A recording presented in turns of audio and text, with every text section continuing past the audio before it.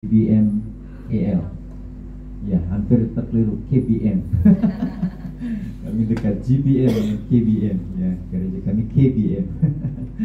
Ya, dan semua jemaat Tuhan yang luar biasa. Saya sangat bersukacita melihat hari ini. Sebenarnya saya juga bergumul pada pagi hari ini apa saya mau kongsikan. Dalam satu ibadah 3 perayaan yang sedikit berbeda ya, karena hari Bapa dengan hari keamatan dan gawe. Kalau keamatan dan gawe itu dekat, tapi sudah pergi ke hari Bapa, gimana ini? Tetapi ya, biarlah kita mengalir saja ya. Biarlah Tuhan Allah yang bekerja dalam kehidupan kita. Dan sebelumnya saya ingin mengucapkan Fotobian Tadal Tagazu do Keamatan dan terawat sudah sedikit.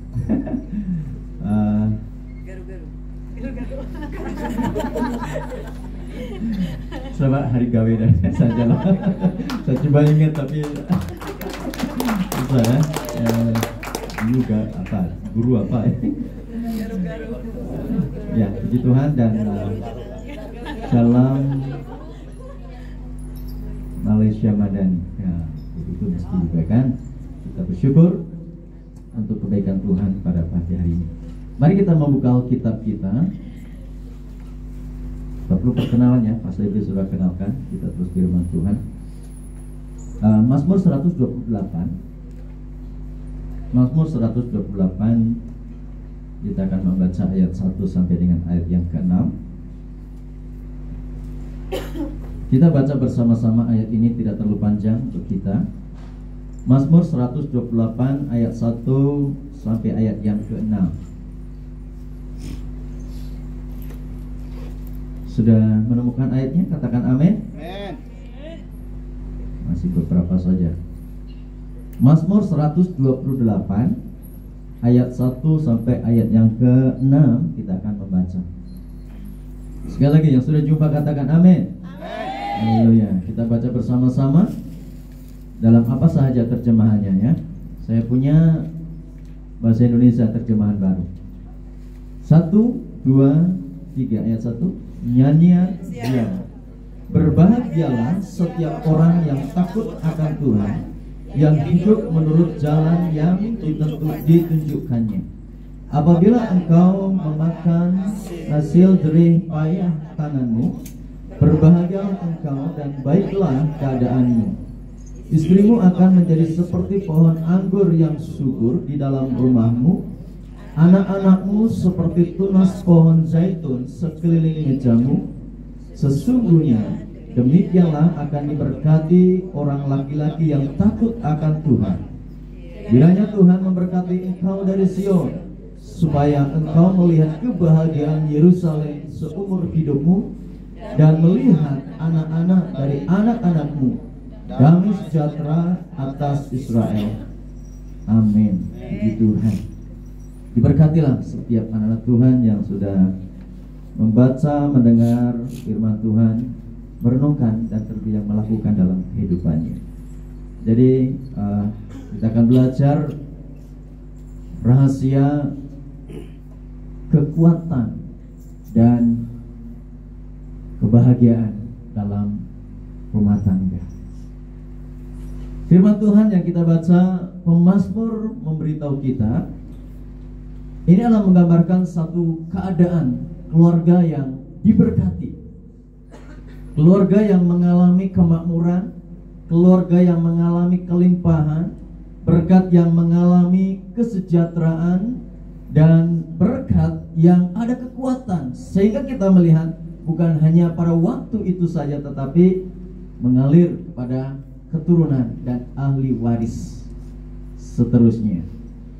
Jadi keluarga yang diberkati Tuhan, keluarga yang berbahagia, keluarga yang sejahtera, keluarga yang harmonis, keluarga yang ada kekuatan sehingga ia mampu untuk mengalirkan berkat-berkat, kebahagiaan, kesejahteraan, kemakmuran kepada keturunan yang seterusnya. Di situ ada sesuatu hal yang menjadi rahasianya, yang menjadi satu kuncinya, yang mengakibatkan keluarga ini mengalami hal-hal yang sedemikian. Sangat jelas ayat ini tanpa ditafsirkan dengan lebih mendalam. Ayat yang keempat memberitahu kita, sesungguhnya demikianlah akan diberkati orang laki-laki yang takut akan Tuhan. Kunci kebahagiaan, kunci keharmonisan, kunci kemakmuran dan kekuatan dalam rumah tangga, sesuai dengan ayat firman Tuhan yang kita renungkan hari ini, adalah seorang laki-laki.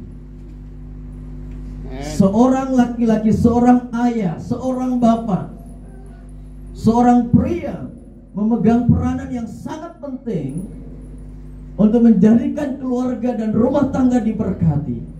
Kalau saya berbicara soal keluarga yang diberkati, bukan saya diberkati dari segi material, tapi berbicara soal berkat itu ada banyak hal dalam keluarga, dalam hidup kita sebagai orang percaya.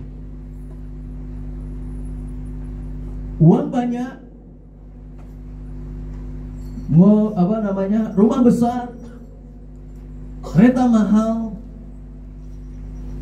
bukan ukuran untuk kebahagiaan dan kemakmuran dalam rumah tangga. Justru rumah besar, uang banyak, orang kaya itu kadang-kadang tidak nyaman saudara hidupnya. Sehingga kebanyakannya kalau rumah besar, orang yang kaya itu dia akan upah security itu jaga rumah. Betul tak? Itu sebenarnya buktinya dia tidak nyaman, saudara. Dia perlukan penjaga. Kalau udah nyaman, enjoy, no need. Security tak payah. Tetapi saudara, kebahagiaan, keharmonisan akan terjadi apabila di dalam rumah tangga itu ada namanya seorang pria yang takut akan Tuhan. Kita akan melihat seperti apa pria yang takut akan Tuhan, sehingga ia mendatangkan berkat di dalam kehidupan rumah tangganya. Saudara, sikap takut akan Tuhan ini berarti bahwa seluruh aspek kehidupannya itu dikuasai oleh yang namanya Tuhan dalam kehidupannya.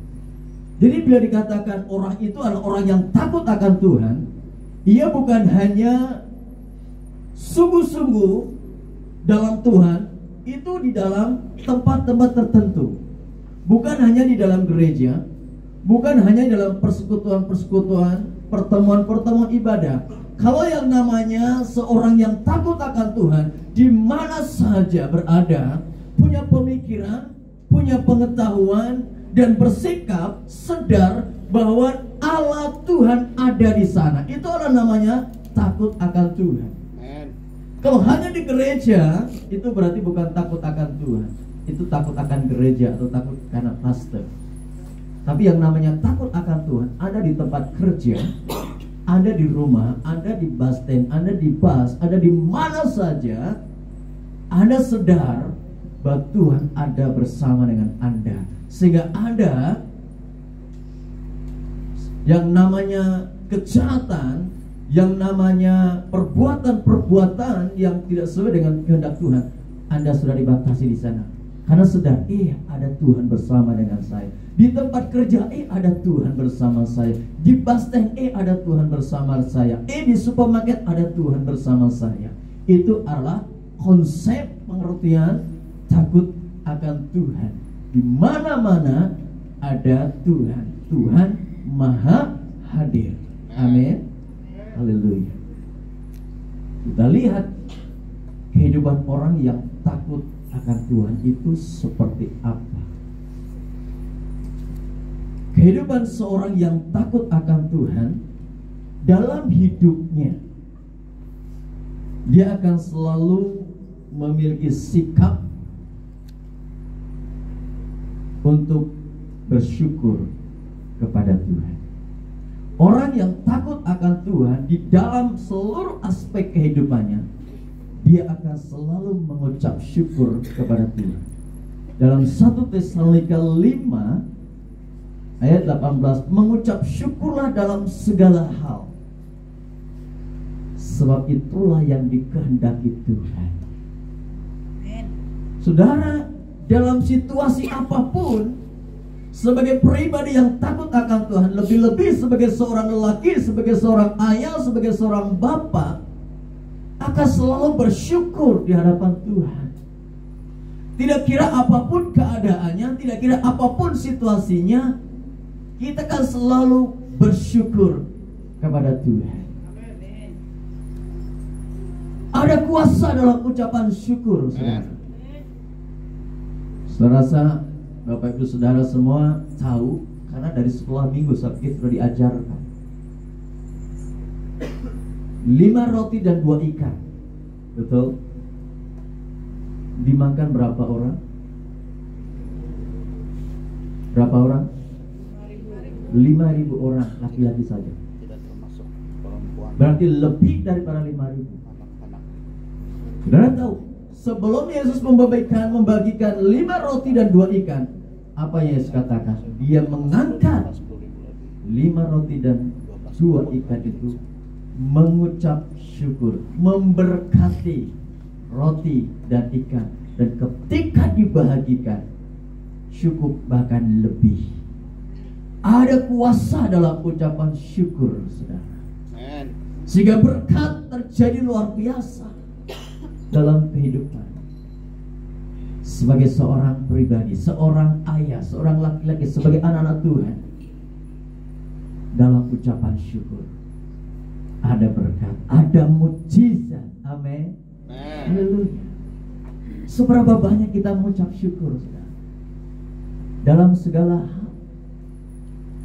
Kalau mengucap syukur saat diberkati itu biasa, mudah.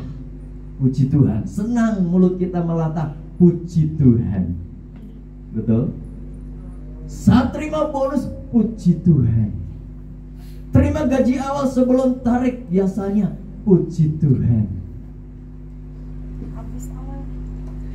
Habis awal Puji juga Tuhan. Tapi saat Anda dalam kekurangan, bos, masih bolehkah, mampukah Anda berkata, puji Tuhan, hari ini saya ditolak terima kerja? Ada. Puji Tuhan, hari ini saya mendapat kemalangan. Ada seperti itu. Puji Tuhan, beras sudah habis. Bersyukur, terima kasih Tuhan. Ada sanggup? Kalau ahli keluarga dipanggil Tuhan, terima kasih Tuhan, istriku engkau panggil. Terima kasih Tuhan, anakku engkau ambil. Mampu saudara? Terima kasih ayah sudah meninggal. Woi, kalau jiran sebelah dengan kawan sebelah, apa kau?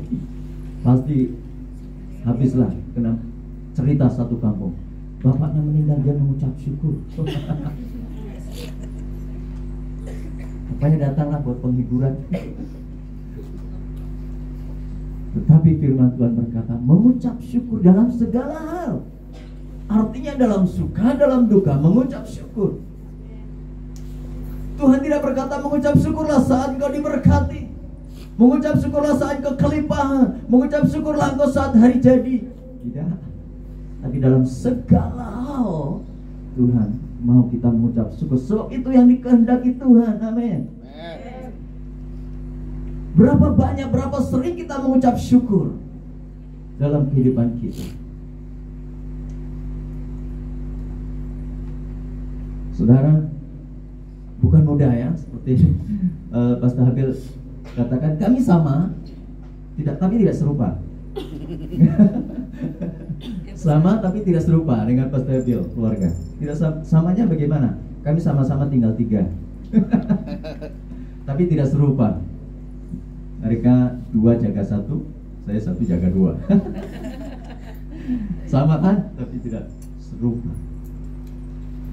Saudara memang bergumul saudara, karena dalam keadaan yang sehat saudara. Ya, last sebelum kami pergi hospital pun sempat juga ya tidur kan di rumah. Jumpa dengan mereka sekeluarga. Kami orang kuat, tidak nampak sakit, tidak ada apa-apa.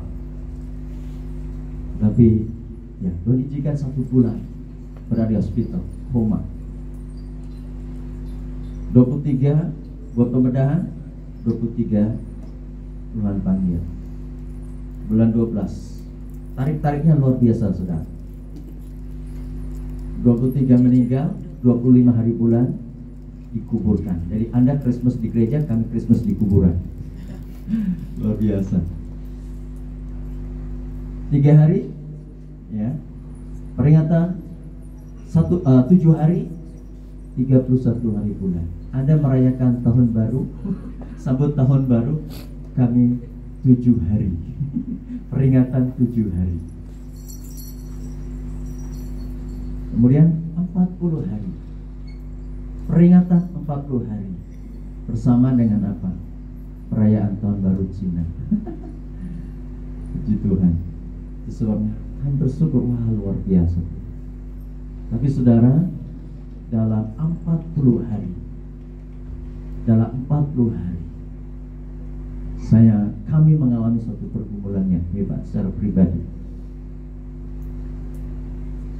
Kamu pikir pastor hebat ya? 40 hari di padang gurun saudara.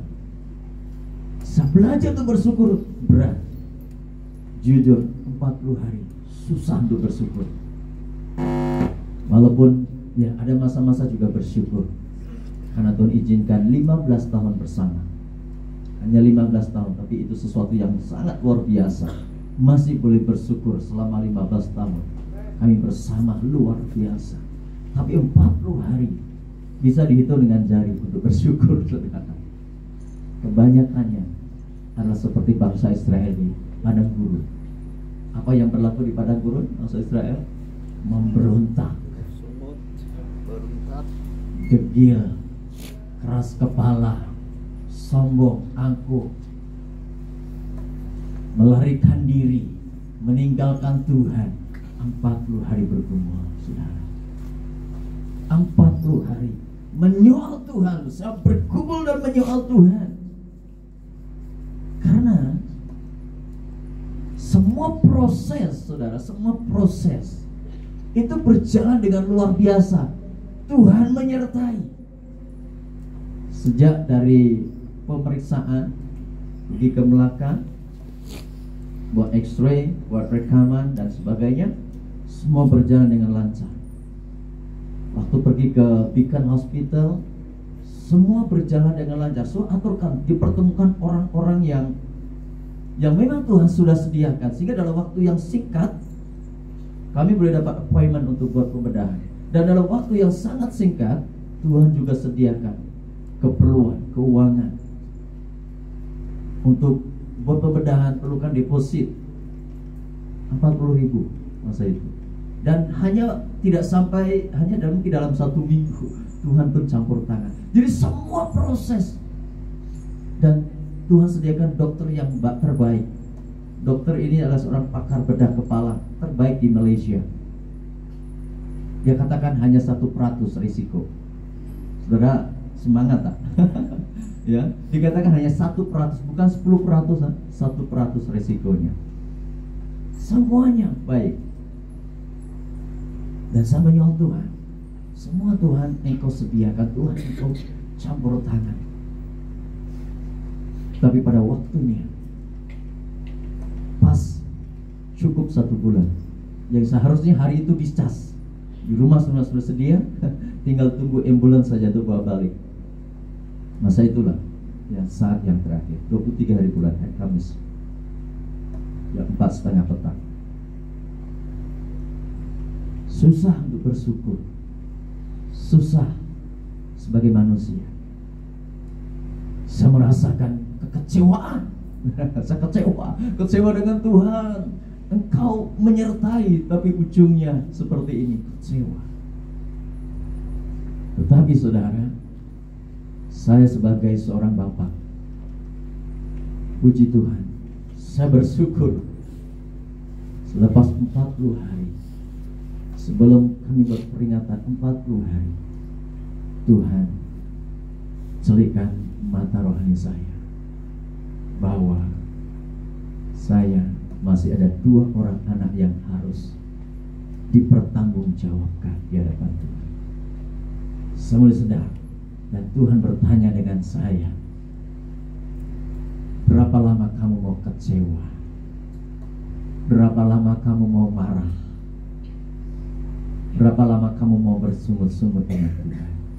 Aku Tuhan, engkau kecewa, engkau marah, engkau bersungut, aku tetap Tuhan. Aku melakukan apa yang menjadi rencanaku. Saya sedar, oh Tuhan, ampuni saya. Ampuni saya. Data firman Tuhan, Yosua pasal 1. Yosua pasal 1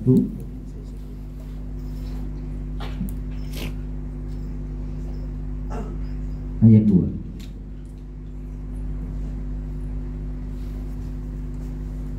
Firman Tuhan berkata, sesudah Musa, hamba Tuhan itu mati, berfirmanlah Tuhan kepada Yosua bin Nun, abdi Musa itu demikian, hambaku Musa telah mati.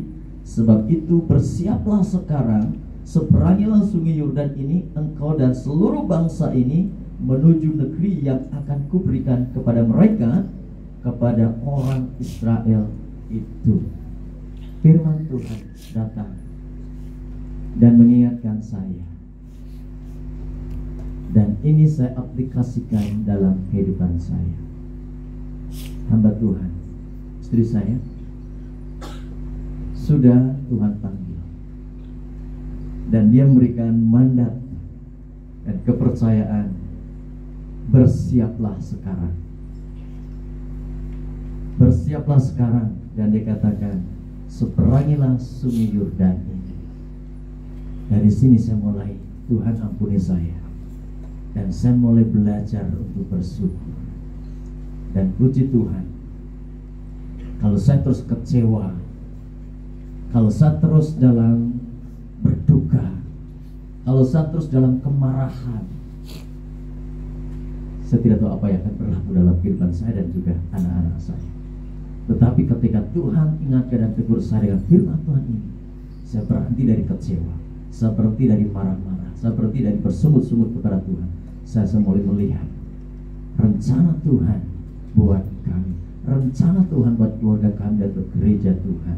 Tuhan percayakan, sehingga saudara, dalam selepas itu Tuhan bukakan satu visi, sehingga dalam peringatan 100 hari Tuhan beri satu tema, revive the fire, menyalakan kembali api Tuhan. Tapi sayangnya pas habis keluarga juga pada masa yang sama dia dapat, karena juga sedang berduka ya, balik ke kampung. Dan puji Tuhan, melalui sini belajar bersyukur dan bersyukur, dan rencana Tuhan luar biasa. Kebangkitan, kami bangkit. Saya mulai berdoa untuk anak-anak, saya mulai memberkati anak-anak, dan puji Tuhan, dari situ saudara, anak kami hari ini melalui Revive the Fire sudah melahirkan 2 pelayan di gereja. Karena selepas itu anak-anak remaja datang ke rumah belajar main musik, main gitar, main drum, main keyboard di rumah. Dari nol mereka tidak tahu apa-apa tentang gitar dan keyboard. Hari ini 2 orang sudah pelayan bersama dengan anak dalam saya. Haleluya, pekerjaan Tuhan.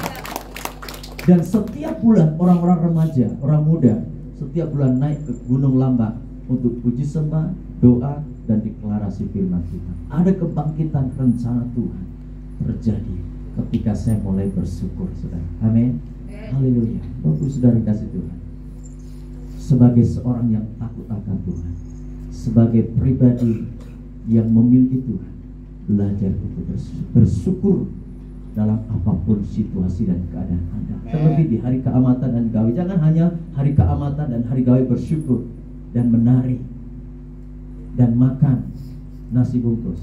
Hari-hari makan nasi bungkus supaya hari-hari boleh bersyukur, Pastor. Haleluya. Sebagai seorang bapak, Anda adalah pemimpin buat keluarga.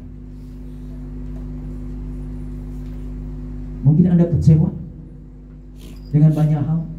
Tidak kira kecewa di kerja, di tempat kerja, kecewa dengan pasangan Anda mungkin. Dulunya langsing, sekarang langsung kecewa sedikit. Tidak ada lah ya, sini semua luar biasa. Amin. Haleluya. Dalam pelayanan kecewa, pastor tidak pernah puji saya, pastor tidak pernah perhatikan saya, asik dia saja.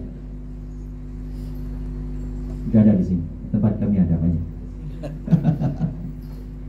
Saudara, sebagai seorang ayah, sebagai kepala dalam keluarga, memiliki roh yang takut akan Tuhan, akan senantiasa bersyukur kepada Tuhan. Maka mujizat, apapun keadaan keluargamu, apapun kondisi rumah tanggamu, mungkin yang belum menikah juga kamu ada keluarga, mungkin di kampung, keluarga kampung di bagaimana keadaannya, mulai mengucap syukur. Mungkin kamu kecewa dengan keluarga di kampung, kamu di sini, kamu mungkin ada kemarahan dengan keluarga, dengan saudara marah, mengucap syukurlah.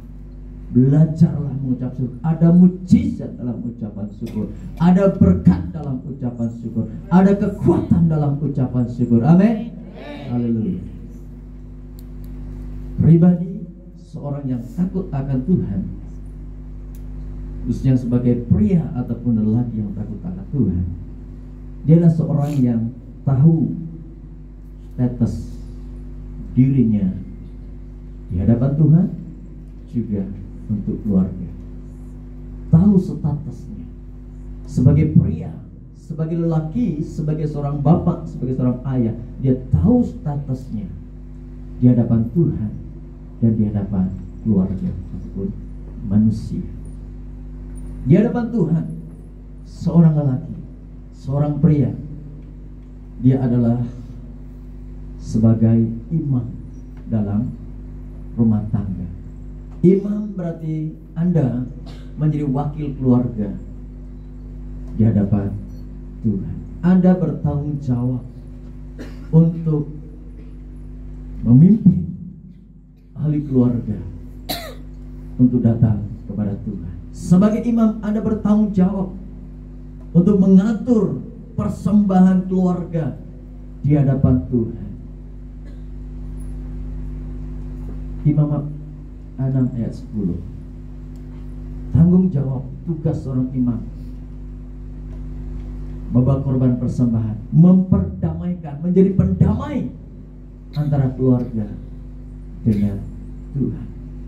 Kalau ada anak-anakmu, kalau ada istrimu, bukan istri-istri ya, kalau ada anak-anakmu dan ada istrimu yang jalannya mungkin nampak serong, seorang suami, seorang ayah, seorang bapak bertanggung jawab untuk memperdamaikan dengan Tuhan, membawa ahli keluarga untuk datang kepada Tuhan, memimpin ibadah sebagai seorang imam dalam keluarga. Tahu status Anda sebagai seorang pemimpin. Tahu status Anda sebagai pribadi yang takut akan Tuhan adalah seorang nabi buat keluarga. Status Anda juga sebagai seorang nabi dalam keluarga. Anda menjadi wakilnya Tuhan untuk keluarga. Kalau imam menjadi wakil keluarga untuk di hadapan Tuhan, kalau nabi adalah wakilnya Allah untuk keluarga. Anda adalah penyambung lidah Allah untuk keluarga. Sebagai seorang yang takut akan Tuhan, Anda akan membawa firman kepada keluarga.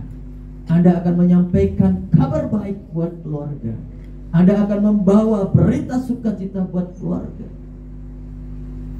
Sebagai seorang nabi, Anda mengajarkan firman pada keluarga. Ketika Anda taat, maka berkat Tuhan dicurahkan di dalam kehidupan Anda. Sebagai seorang nabi, bertanggung jawab untuk membawa, menyampaikan firman kepada keluarga. Status sebagai seorang yang takut akan Tuhan, dia adalah sebagai pemimpin di dalam keluarga. Artinya Anda yang mengendalikan, Anda punya tanggung jawab untuk mentadbir, mengurus dalam keluarga, dalam rumah tangga saudara. Bukan hanya dari segi rohani, tetapi juga dari segi jasmani. 1 Timotius 5 ayat 8. Jika ada seorang yang tidak memeliharakan ahli keluarga, lebih sanak saudaranya, ia dikatakan jahat, saudara. Bahkan lebih buruk dari orang yang tidak mengenal Tuhan. Seorang laki-laki yang tidak bertanggung jawab untuk memelihara seisi rumahnya, keluarganya, saudaranya, ia lebih jahat dari orang yang tidak mengenal Tuhan. Ada tanggung jawab sebagai seorang pemimpin. Anda sebagai pemimpin bukan pemimpin yang secara otoritas, tapi pemimpin yang memberikan teladan buat anak-anak. Saudara tahu suatu hari, ya,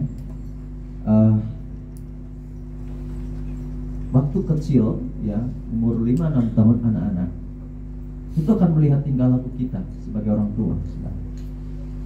Suatu hari mereka sedang main dan saya beritahu mereka, kemas semua mainan, ya, stop, sudah berhenti, kemas dan simpan barang di tempatnya. Mereka tidak buat-buat, saudara, ya, mereka masih seronok main. Dan saya agak kesal. Kemudian karena kami harus cepat pergi, jadi cepat kemas. Saudara tahu, ya, bukan teladan yang baik. Saya tolong mereka pakai kaki, tolong kan cepat, gitu kan. Saudara tahu, anak laki saya pun ikut pakai kaki. Dia melihat apa yang kita lakukan sebagai seorang pemimpin. Sebagai seorang pemimpin dalam keluarga itu, makanya sudah akan kelihatan kalau Anda di keluarga dipimpin dengan cara yang keras. Nanti Anda bila dalam satu keluarga, Anda akan memimpin di keluarga dengan cara yang keras. Kalau Anda didisiplin oleh orang tua, untuk ayah khususnya, di dalam rumah tangga waktu kamu sebagai seorang anak, maka ketika kamu menikah dan menjadi seorang ayah, kamu akan mendisiplinkan anak Anda. Menjadi seorang pemimpin yang bertanggung jawab, memberikan teladan yang baik untuk anak-anak. Kalau seorang ayah melihat anaknya, melihat bapak yang selalu menyembah Tuhan, baca firman, Anda dengan senang akan mengajar dan mengajak anak-anak untuk mengikuti Anda. Selalu orang berkata begini, jangan merokok dengan anaknya, tapi dia merokok. Jangan minum, tapi dia minum, anaknya melihat. Bagaimana? Anakmu ikut? Dialah menjadi teladan untuk anak sebagai seorang pemimpin dalam rumah tangga. Itu adalah seorang yang takut akan Tuhan. Bertanggung jawab bukan hanya dari segi rohani, tapi dari segi jasmani. Keperluan mereka. Kita sebagai seorang ayah, sebagai pemimpin, bertanggung jawab. Baru-baru saudara saya, ini seumur hidup saya pernah lakukan. Dan terlebih sebagai seorang bapak, baru-baru kita yang sekolah sambut Teachers Day, ya, hari guru. Malam-malam pukul 10, sudah pukul 10, anak perempuan saya datang pada saya, Bapak, besok pagi bangun awal sedikit, ya. Kenapa?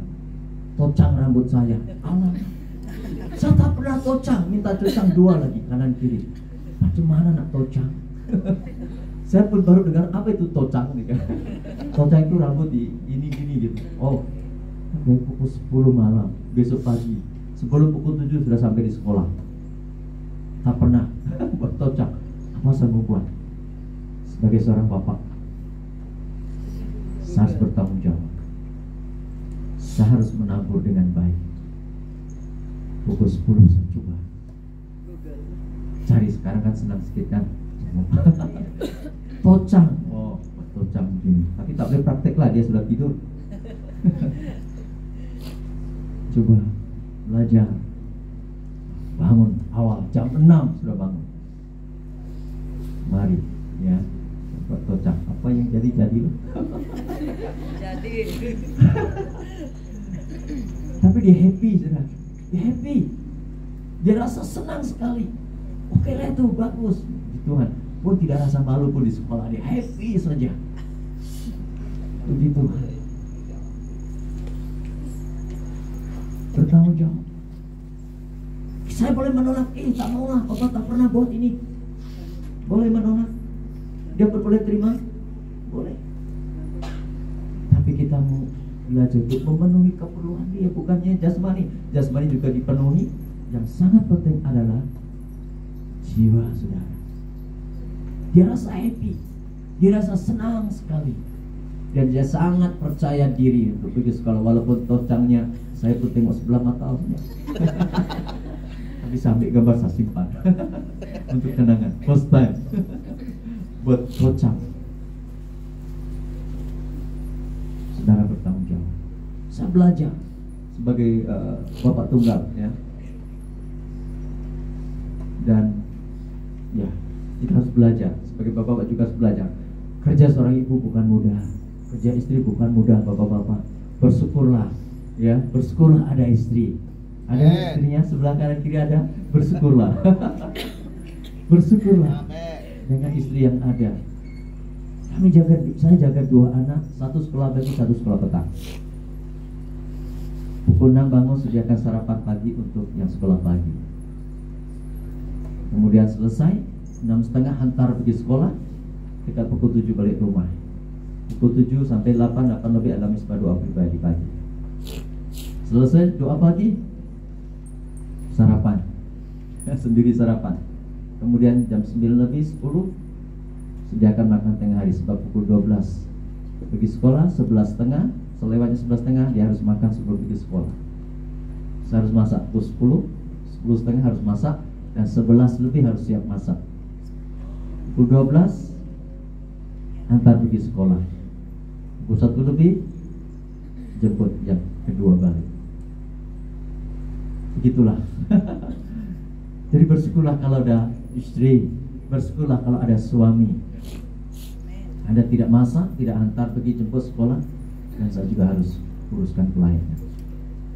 Pemimpin gereja pada waktu itu beritahu saya, ambil cutilah lama sedikit, 3 bulan kah, 6 bulan kah, lamalah ambil cuti. Saya tak mau. Ada banyak bantuan. Saya bawa kamu pergi konselor.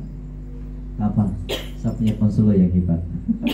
Biasa bergumul dan biar konselor saya adalah Tuhan. Ya, semua sangat risau, semua sangat sedih. Tapi saya percaya, ketika saya mengandalkan Tuhan, saya meneladani Tuhan, maka Tuhan akan berikan kekuatan. Dan puji Tuhan, sampai hari ini saudara, Tuhan berikan kekuatan. Dan puji Tuhan, ya, Tuhan juga berkati dalam keluarga. Puji Tuhan, anak-anak juga diberkati Tuhan, dipakai dalam pelayanan. Puji Tuhan, di sekolah juga. Puji Tuhan, prestasi juga tidak kurang saudara, ya. Selalu dapat nomor 2 di sekolah yang anak lelaki. Puji Tuhan, sebab dia ada kelebihan bahasa Cina, jadi dia selalu jadi ketua kelas dan selalu dapat prestasi yang terbaik. Itu dia, diberkati Tuhan. Ketika kita mengucap syukur, kita berfungsi sebagai status kita, peranan kita dalam rumah tangga, sebagai imam, sebagai nabi, dan sebagai pemimpin yang bertanggung jawab di dalam rumah tangga. Maka saya percaya bapak-bapak dan keluarga-keluarga di sini akan mengalami keluarga yang bahagia, keluarga yang diberkati Tuhan. Amin. Keluarga yang dipakai Tuhan dengan luar biasa, karena Tuhan punya rencana yang hebat dalam kehidupan Bapak Ibu Saudara yang dikasihi Tuhan. Bersyukurlah ya dengan apapun yang ada padamu. Ya, kamu ada istri, ada suami, bersyukurlah. Kamu ada anak, bersyukurlah. Paulus ke-13 berkata seperti ini. Lebih mudah seorang ayah memiliki anak daripada seorang anak memiliki bapa yang sejati. Saya ulangi. Seorang ayah lebih mudah memiliki seorang anak daripada seorang anak memiliki ayah yang sejati, ayah yang takut akan Tuhan. Dengan saudara hari ini, Anda rindu mengalami keluarga yang bahagia?